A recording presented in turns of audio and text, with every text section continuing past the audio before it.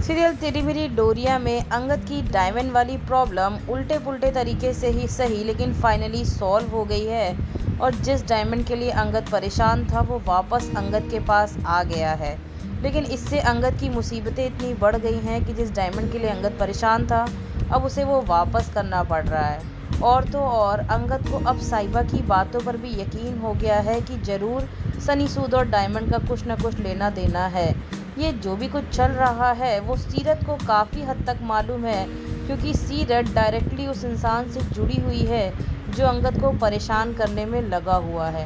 Episode तो आज का कुछ खास नहीं था, लेकिन जो सबसे खास था वो था आज का प्रोमो, क्योंकि बहुत दिनों से जो लव स्टोरी साइडलाइन थी, जो दर्शक देखना चाहते थे, अब शायद वो लव स्टोरी ठीक तरीके से दिखाई जाने वाली है।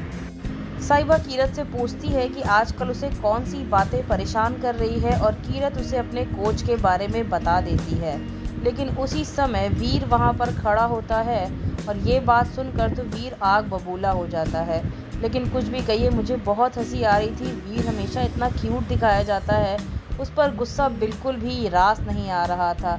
दुबला पतला सा वीर गुस्सा करते मार पीट करते ऐसा लग रहा था जैसे कोई बच्चा अपनी फुटबॉल गेंद के लिए लड़ रहा हो।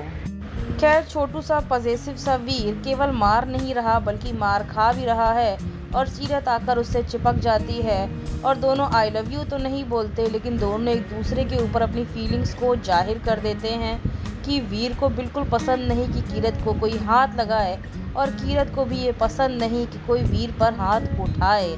ये सब साइबा अपनी आंखों से देख रही है और कीरत का कोच उसी पर कैरेक्टर लेस होने का इल्ज़ाम लगा देता है।